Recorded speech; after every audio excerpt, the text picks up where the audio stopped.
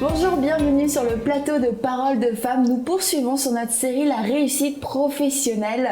Hier, nous avons débattu sur le sujet est-ce qu'il y a un meilleur choix, être à la maison ou aller travailler? Et nous en avons conclu que chaque femme devait faire selon ce qu'elle avait dans son cœur, selon ses convictions et ses priorités, mais que la femme qui travaillait avait le droit aussi de réussir, avait accès à des promesses et que Dieu veut utiliser les femmes pour influencer toute la société et même à des niveaux très élevés dans tous les domaines professionnels. Et aujourd'hui, nous allons poursuivre parce que les femmes qui travaillent font aussi face à d'autres défis au niveau de leur leadership et la femme est appelée à diriger, mais elle rencontre des défis. Donc c'est avec toute cette équipe que nous aurons le plaisir d'en parler. Bonjour Mathilde. Bonjour Annabelle. Bonjour Aurélie. Bonjour Anne. Bonjour Et nous avons le plaisir de recevoir un homme aujourd'hui, le pasteur David Goma. Bonjour pasteur. Bonjour Annabelle et bonjour à toute l'équipe. Bonjour pasteur.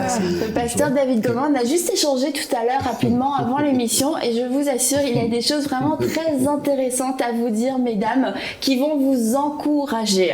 Alors pour commencer, on peut voir dans la Bible que Dieu a donné le mandat à Adam et Ève de dominer sur la terre. Donc je pense que déjà, on est en plein dans un sujet qui est biblique, que Dieu approuve que la femme a le droit d'accéder à une place de leadership, de responsabilité. C'est vrai que quand on médite la parole, on voit bien que c'est vrai que Dieu a créé la femme dans un deuxième temps. Je crois qu'il a voulu la complicité de l'homme par rapport à la création de la femme. C'est pour éviter la rivalité, c'était pour montrer à l'homme que je veux faire quelque chose de magnifique pour toi. Je veux créer une aide qui est semblable à toi. Et aujourd'hui, nous sommes dans beaucoup de réalités qui posent problème, mais quand on cherche l'intention de Dieu, on voit bien que Dieu est dans l'harmonie. La femme n'existe pas pour elle-même, ni l'homme pour lui-même. La femme existe au contraire pour que la société soit meilleure. Donc effectivement, Dieu ne montre pas dans la parole que l'homme doit dominer sur la femme en usant de force ou de je ne sais plus quel autre stratagème, mais demande à la femme de prendre une position par rapport à l'homme. Mais ce qui est important pour le Seigneur, c'est que les deux deviendront une seule chair. Dieu a placé l'amour entre l'homme et la femme, et dans l'amour, tout est parfait. Donc je pense que la femme partage le destin de l'homme pour dominer sur la terre, pour faire la volonté de Dieu. Parce que ce qu'on oublie souvent, c'est que c'est la volonté de Dieu qui est importante. Et dans la volonté de Dieu, vous voyez que tout est parfait, puisque Dieu a fait avec amour. Donc je pense que, en prenant mon propre exemple, où j'ai fondé le ministère avec mon épouse, où je fais tout avec mon épouse, j'en tire une force incroyable. Voilà, je suis vraiment heureux que Dieu ait mis à mes côtés une aide pour faire sa volonté. D'ailleurs, les passages que vous faites référence, Dieu dit, il n'est pas bon que l'homme soit seul. Bon, donc on ne va pas s'entêter à croire qu'on est bon tout seul, quoi. Donc on va vraiment admettre que par l'enseignement de la parole de Dieu, par ce type d'émission, nous avons besoin de remettre l'intention de Dieu devant pour faire les choses parfaitement. Le but étant de chercher le bonheur commun, voilà. Donc c'est un peu, voilà, la femme peut partager un leadership, c'est-à-dire la capacité de tracter les autres vers des objectifs qui soient à la gloire de Dieu. Voilà, parce on reproche souvent à la femme, ce sont des préjugés, ceci dit, d'être un être qui est trop faible pour pouvoir exercer une certaine influence sur les autres. Mais la faiblesse, quand on dit que la femme est faible, c'est parce que on ne sait pas ce qu'on cherche, nous, on ne sait pas. On crée une société qui a des choses qui ne correspondent pas à ce que Dieu veut. Quand Dieu a créé la femme avec sa sensibilité, c'est là son intention. C'est ce qu'il veut. Est-ce que Dieu veut que nous soyons des esprits humains, des gens toujours à courir? Non, Dieu veut au contraire que nous soyons paisibles. Donc la sensibilité de la femme n'est pas un problème en soi. Voilà, c'est les sociétés que nous créons qui créent des challenges, des situations qui dénaturent. Donc voilà, donc les problèmes, notre critère, c'est pas la réalité de ce monde. Notre critère, c'est qu'est-ce que Dieu veut. Dieu quand même a créé la femme pour qu'elle soit la femme. Et l'homme a besoin de la femme. L'homme a besoin de la femme, qu'elle soit effectivement une femme. Toutes les femmes disent Amen.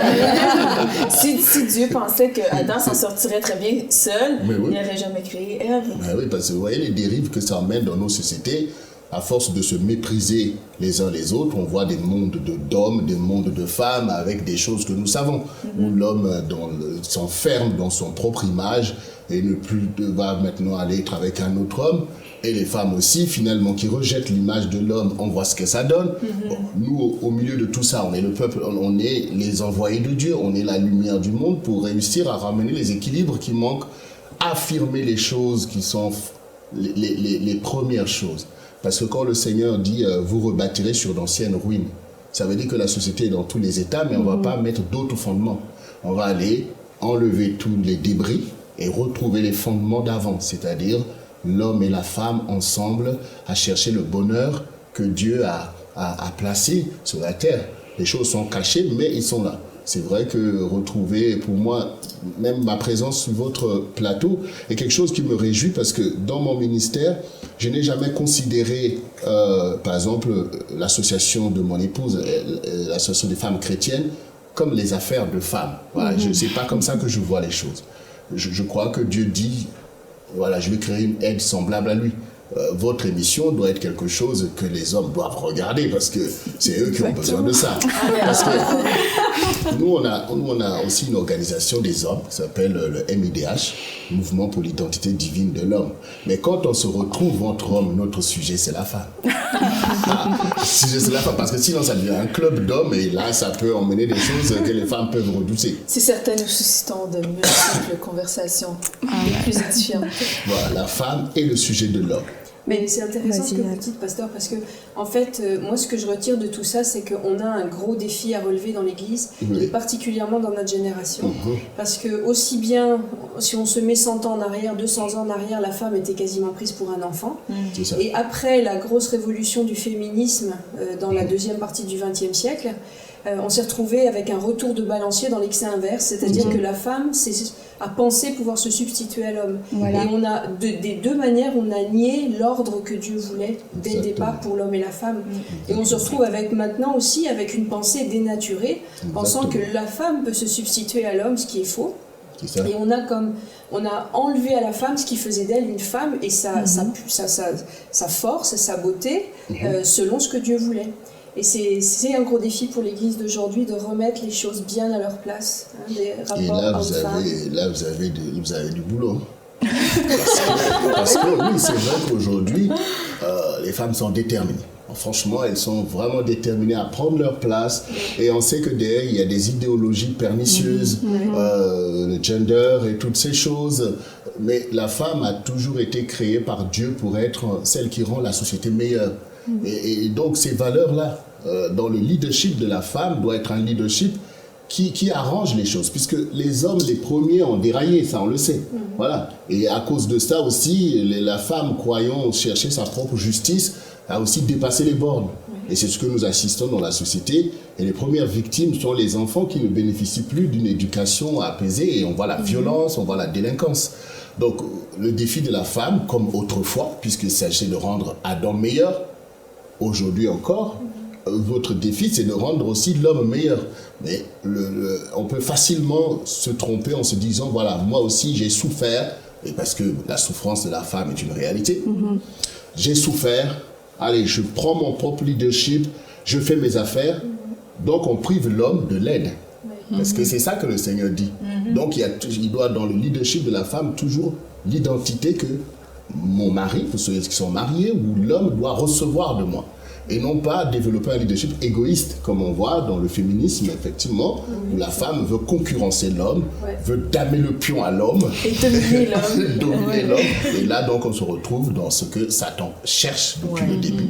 Voilà, détourner la femme de sa vraie vocation, qui est de rendre la société meilleure, à la gloire du Seigneur. Donc, c'est un défi énorme pour vous, les sœurs, parce que là, les femmes, là, elles sont prêtes à aller très, très loin. Donc, une femme doit apprendre à développer un bon leadership en gardant son identité de femme. C'est bien ça. Exactement. Le leadership de la femme doit être un leadership paisible déjà. Tout ça, ça va avec l'amour. C'est vrai que... À l'image de la femme telle que Dieu l'a créée, c'est ce qui doit se refléter dans le leadership de la femme. Exactement. Quand Ève est restée toute seule en train de parler avec le serpent, c'est pour ça que j'ai dit que moi, je ne pense pas que Dieu veut que la femme se débrouille, soit dans les petits rôles et tout. Dieu a toujours voulu que l'homme et la femme soient ensemble. Et c'est comme ça. Et d'ailleurs, c'est ça l'image de Dieu. voyez, c'est ça l'image, c'est pas l'homme seulement qui est l'image de Dieu, c'est l'homme et la femme. Voilà, c'est l'homme et la femme, mais Dieu, dans son harmonie, a voulu que l'homme soit le chef, donc l'a créé avant et a tiré la femme de l'homme. Mais ce qui est parfait, c'est l'homme et la femme. Et même souvent dans le ministère, dans l'église, on a beaucoup perdu à ne pas comprendre ça. Parce que moi, j'ai vu des ministères éclater parce que le pasteur parle comme ça, maman pasteur parle comme ça. J'ai vu tellement des ministères éclater alors qu'il y a tellement de force à développer un ministère de couple. Et que Dieu veut que, au contraire, vous voyez, quand on dit l'homme aimez votre femme comme Christ a aimé l'église, c'est tout un programme. C'est tout un programme, mais c'est la gloire de Dieu. Mais moi, j'ai quand même une question par rapport à ça, c'est que je veux savoir, parce que est-ce que le leadership en tant que tel que on devrait le mettre en place dans la société d'aujourd'hui, est-ce que si on se contente d'être une femme genre douce et paisible, est-ce que ça va passer si on a en face de nous des chrétiens ou des païens, est-ce que ça passe dans la société d'aujourd'hui? Oui, mais nous sommes supposés, nous, impacter les païens. Parce que si on se laisse influencer par eux, nous perdons sur le royaume. Parce que ce qui est important pour nous, c'est de faire vivre le royaume. Et au contraire, les exemples que vous utilisez souvent, notamment Esther, l'exemple parfait de l'efficacité d'un leadership féminin. Déborah n'a pas cherché à dominer sur l'homme. Voilà, parce que c'est ça que Dieu n'aime pas, c'est ça que Dieu ne peut pas accepter. Parce que Dieu est dans la vérité, il n'est pas dans la réalité. Nous, on a des réalités qui peuvent nous forcer, mais la vérité, c'est la vérité. Ce qui importe, c'est que la vérité doit transcender sur nos réalités. Par exemple, vous avez, dans l'une de vos émissions, abordé les blessures de l'âme. Ben oui, beaucoup de femmes sont victimes de ça à cause du comportement de l'homme. Donc beaucoup de femmes sont victimes de ça. Mais ce qui est important, comme cela est ressorti dans votre émission, c'est le fait que malgré toutes ces réalités dans lesquelles chaque homme est plongé, il y a une destinée. Il y a une rencontre avec le plan de Dieu.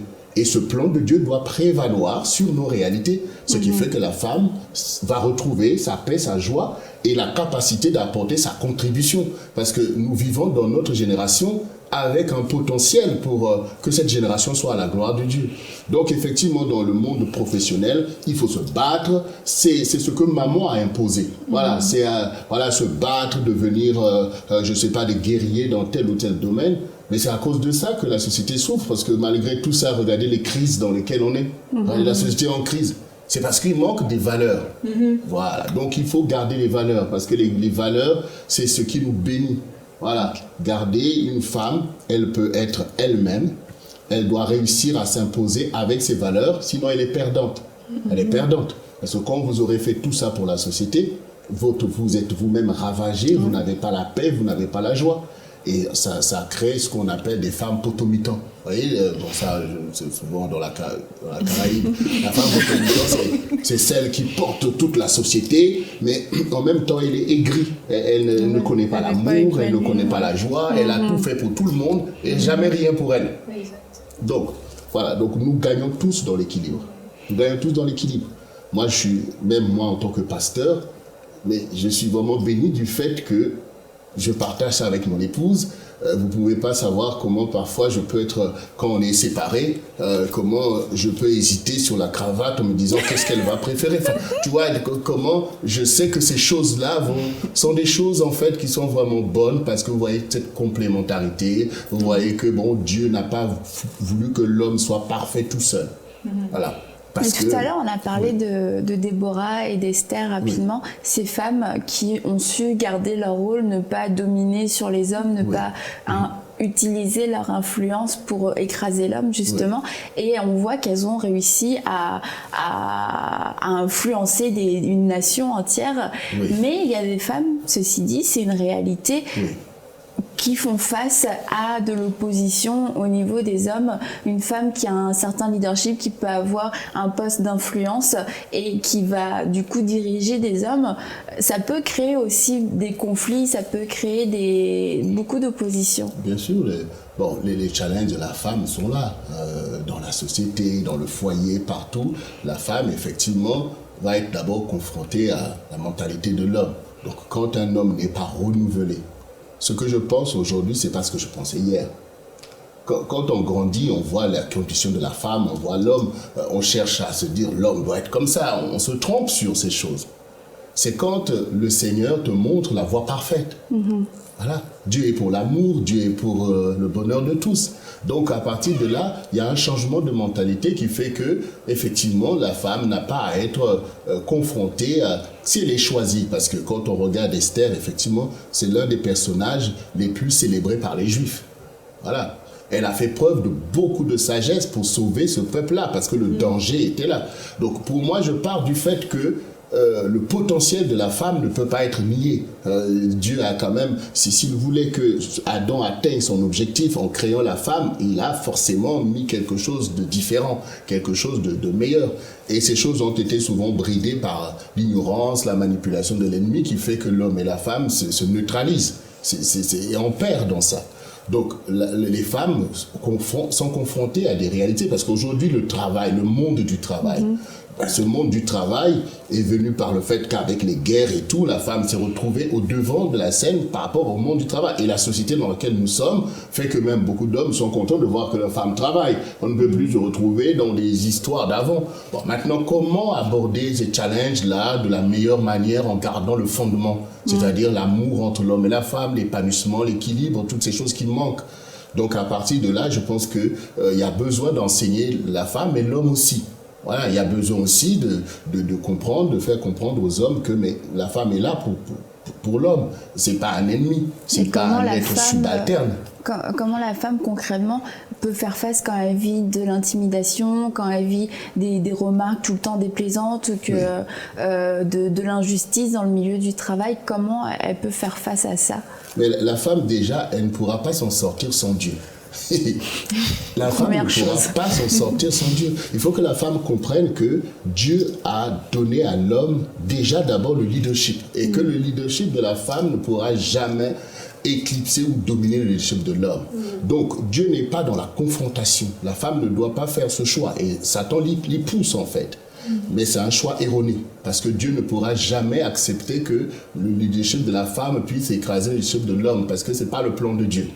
Bon, maintenant, cela dit, les femmes qui nous écoutent ont besoin de comprendre qu'elles ont besoin de la sagesse de Dieu.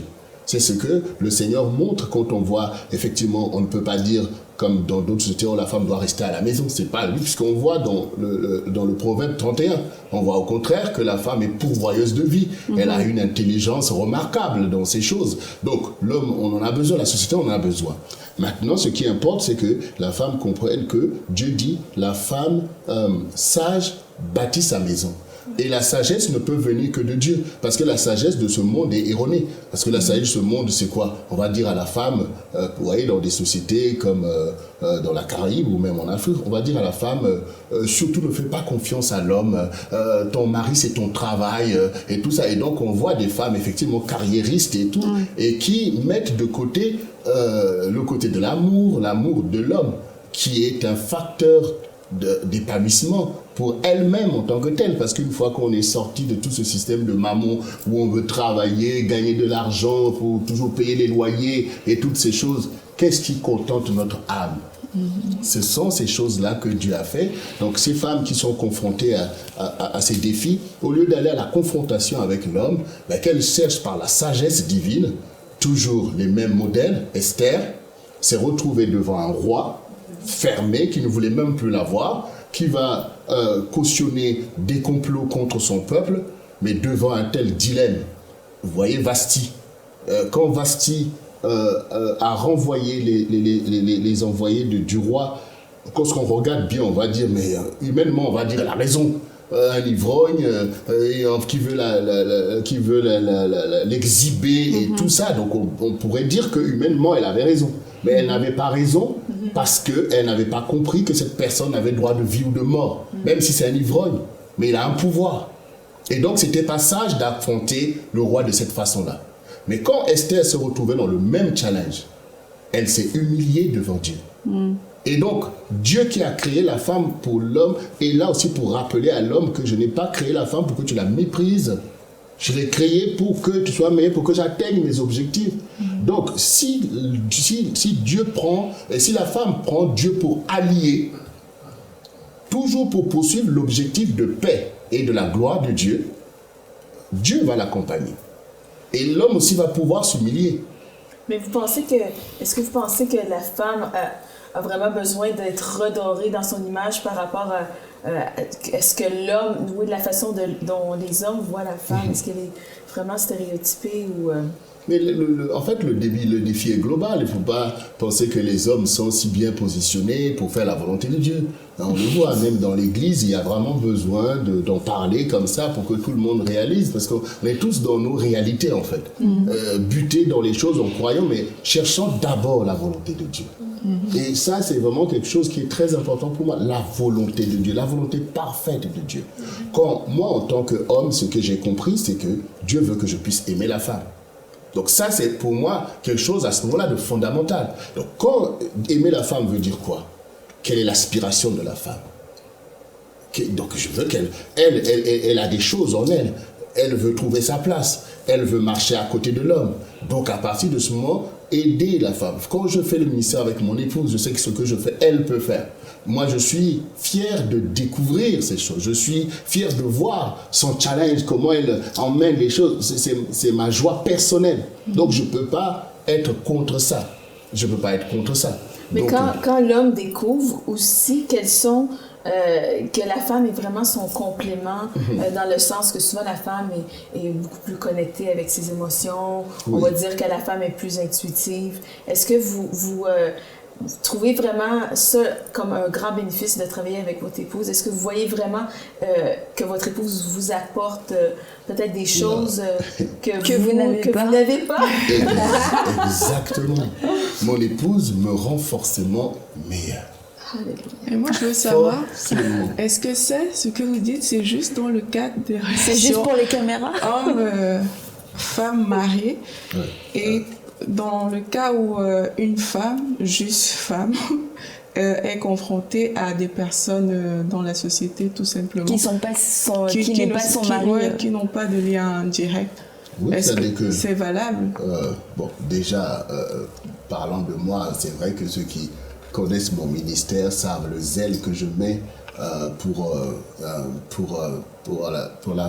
la restauration de la femme. C'est-à-dire que déjà le sentiment de père, je sais que quand on parle de la souffrance, je sais que les femmes, notamment les filles, sont exposées, sont victimes des choses dont vous avez parlé la dernière fois, des brutalités, des attouchements à cause de la convoitise que le diable met dans l'homme pour la femme. Donc la femme sort déjà de loin. Donc ça déjà, en tant que quelqu'un à qui Dieu a donné une vision de la restauration de la société, il y a une part importante par rapport à la restauration de la femme. Donc ce sont des sujets que je connais très bien.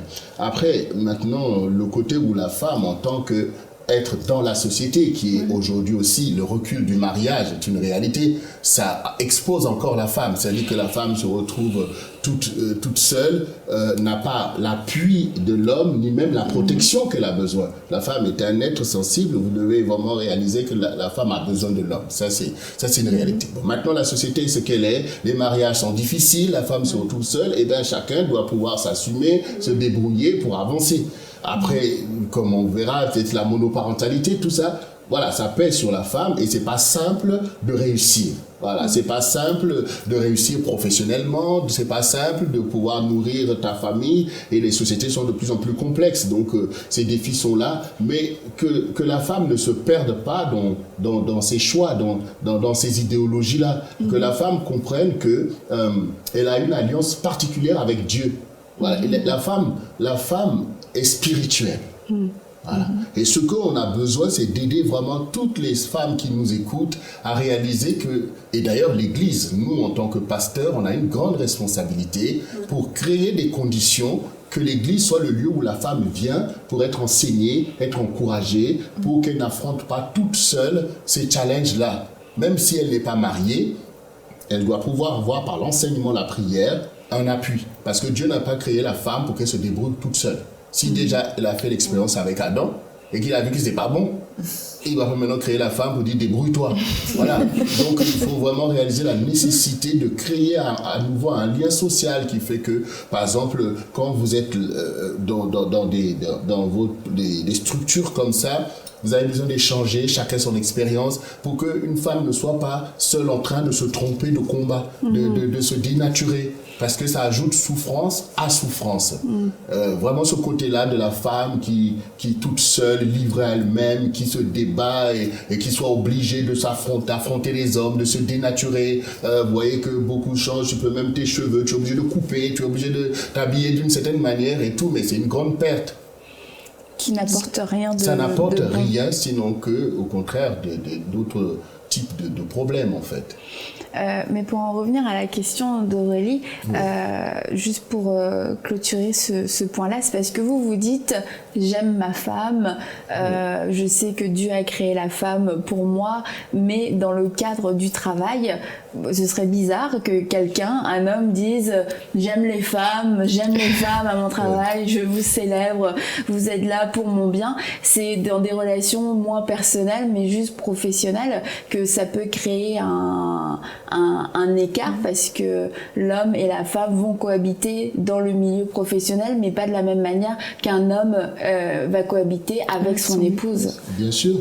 Maintenant, après, tout ça, c'est toujours question des valeurs. Je pense que dans l'Église, il y a des valeurs sûres sur lesquelles on se base, et dans la société aussi. Je pense que la société dicte des règles qui permettent, en fait, tout simplement à l'être humain d'avancer. On ne devait pas avoir un si grand problème, parce que c'est pas comme si les femmes viennent de Mars. Et que du coup on ne sait pas comment s'y faire avec elles quand on cohabite à la maison, enfin pas même cohabiter, quand on vit dans la maison on doit pouvoir savoir vivre avec les gens à l'extérieur. Le monde du travail est un monde réglementé, donc quand on arrive là on devait être là pour travailler. Il y a quand même des conditions sont créées pour que la femme soit à l'aise, qu'elle ne soit pas exposée, que les choses soient faites de telle sorte que l'identité, l'intimité de chacun soit préservée. Bon, maintenant aujourd'hui la femme va à l'école comme l'homme. Est-ce que sur le monde, est-ce que dans notre société ou dans notre entreprise, qu'est-ce qu'on met en avant? Est-ce qu'on met en avant l'intelligence pour faire ce qu'on a à faire, ou on est dans une compétition de voir qui est le meilleur? Donc la société, on se trompe. Il y a beaucoup de choses qui ne sont pas à leur place. Donc soyons réalistes. Nous tous, on est confrontés à une société qui ne convient pas par rapport à l'identité, à la volonté de Dieu. Donc, on est tous dans ces challenges-là. J'admets que la femme a plus de challenges du fait, effectivement, de la mentalité que l'homme peut développer ou qu'elle peut avoir du mal, alors que on voit aussi que la femme essaie de faire ce qu'elle peut. Par exemple, quand il y a eu les guerres en Europe, la première et deuxième guerre mondiale, on a bien vu le déficit, on a bien vu que les hommes sont à la guerre et que la femme devait se lever pour pouvoir travailler. Et la société, aujourd'hui, a besoin de ça. On a besoin, économiquement, ça doit toujours avancer. Donc la contribution de la femme devient une nécessité. Mais peut-être que les mentalités n'ont pas évolué en même temps. Pour se dire que désormais, on va travailler en même temps que la femme est partenaire de l'homme. Voilà, c'est ce côté partenaire. Après, maintenant, quand il manque des valeurs, il y a la violence, la promiscuité. Voilà, où l'homme va voir en la femme toujours un objet de plaisir et tout. Et donc, on va avoir des situations qu'on n'avait pas à vivre si on a effectivement des valeurs. Donc, et puis, la femme va être challengée sur les réalités d'une femme, c'est-à-dire que elle est là aussi pour pouvoir enfanter et tout. Et donc, par rapport à la compétition professionnelle, il y a ces challenges-là. Comment elle va faire pour en même temps assumer son identité de femme, par exemple donner naissance et poursuivre une carrière. C'est pour ça que nous conseillons à la femme ou même à l'homme. Vous voyez, nous par exemple, quand Dieu appelle un homme, c'est le ministère, Dieu t'appelle au ministère. Mais les challenges de la vie, tu as fait des études, tu travailles. À un moment donné aussi, ce qui est dans ton cœur est obligé de prévaloir. Ça reste l'aventure. Quand tu dis, voilà, je laisse tomber tout ça, je me mets en danger parce que Dieu m'appelle. Et tu ne pourras pas démontrer aux gens que c'est sage ce que tu fais. Parce que cet appel de Dieu, c'est entre Dieu et toi. Mais on prend tous ces risques et je pense que la femme aussi est dans ce challenge, se dit, voilà, oui, je veux atteindre un objectif professionnel, mais là, je veux porter mon fils, je veux rester un peu à la maison, je reviendrai, je verrai ce qui va se passer. Donc, c'est le côté de ne pas se prendre la tête. Dieu va toujours ouvrir le chemin de la femme pour qu'elle atteigne. C'est une bonne philosophie de vie. Merci beaucoup, pasteur David Goma. Vous avez compris, ne vous prenez plus la tête. Voilà, tout a été dit. En effet, vous faites face en tant que femme à des défis au niveau du leadership, mais comme le pasteur nous l'a très clairement expliqué, de vouloir se battre de la mauvaise façon en oubliant, en reniant votre identité de femme, n'ajoutera que souffrance à souffrance. Ça, je l'ai bien dit. Et je trouve que c'est extrêmement bien dit. Donc, gardez votre identité de femme, c'est ce qui en fait la force, c'est ce qui en fait la beauté et la puissance. Et c'est ainsi que Dieu vous a créé. Et comme le pasteur l'a dit, il y a certaines réalités aujourd'hui, mais la vérité est toujours plus forte. La vérité doit rester ce qui dirige votre vie et la manière aussi dont vous allez diriger les personnes qui sont sous votre leadership. Donc, je vous souhaite une très bonne journée et à très bientôt pour une prochaine émission de Paroles de Femmes. Envoyez-nous votre témoignage à paroledefemme@enseigne-moi.com.